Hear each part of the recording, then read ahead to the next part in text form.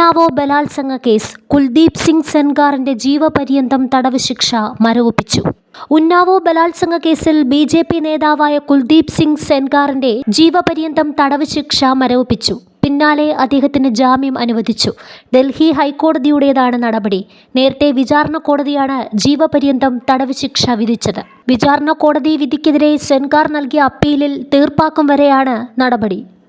15 ലക്ഷം രൂപയുടെ വ്യക്തിഗത ബോണ്ടും അതേ തുകയുടെ 3 ആൾ ജാമ്യവും സെൻഗാർ ഹാജരാക്കണമെന്ന് ജസ്റ്റിസുമാരായ സുബ്രഹ്മണ്യം പ്രസാദ്, ഹരീഷ് വൈദ്യനാഥൻ എന്നിവരടങ്ങുന്ന ബെഞ്ച് നിർദ്ദേശിച്ചു. ഇരയുടെ വീടിന്റെ 5 കിലോമീറ്റർ ചുറ്റളവിൽ പ്രവേശിക്കരുതെന്നും പെൺകുട്ടിയോ അവളുടെ അമ്മയോ ഭീഷണിപ്പെടുത്തരുതെന്നും കോടതി നിർദ്ദേശിച്ചു. ഏതെങ്കിലും വ്യവസ്ഥകൾ ലംഘിച്ചാൽ ജാമ്യം റദ്ദാക്കുമെന്നും കോടതി വ്യക്തമാക്കി. 2017 പെൺകുട്ടിയെ തട്ടിക്കൊണ്ടുപോയി ബലാത്സംഗം ചെയ്തെന്നാണ് കേസ്. പെൺകുട്ടിയുടെ പിതാവിന്റെ കസ്റ്റഡി മരണക്കേസിൽ ശിക്ഷിക്കപ്പെട്ടതിനെതിരെ സെൻഗാർ സമർപ്പിച്ച അപ്പീലും പരിഗണനയിലാണ്. പെൺകുട്ടിയുടെ പിതാവ് കസ്റ്റഡിയിൽ മരിച്ച കേസിൽ 10 വർഷം ശിക്ഷ വിധിച്ചിരുന്നു. സെൻഗാറിനെ BJP പിന്നീട് പുറത്താക്കുകയായിരുന്നു.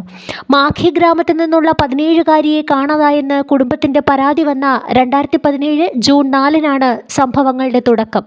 BJP MLA കുൽദീപ് സിംഗ് സെൻഗാറും സഹായി ശശി സിംഗിന്റെ മകനും കൂട്ടുകാരും തട്ടിക്കൊണ്ടുപോയി ബലാത്സംഗത്തിന് ഇരയാക്കിയെന്ന് പെൺകുട്ടി പരാതി നൽകി.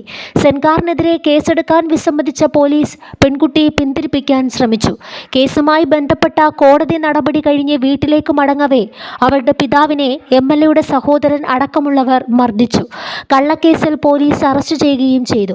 പിന്നാലെ മുഖ്യമന്ത്രി യോഗി ആദിത്യനാഥിന്റെ വീടിന് മുന്നിൽ പെൺകുട്ടി ആത്മഹത്യയ്ക്ക് ശ്രമിച്ചു.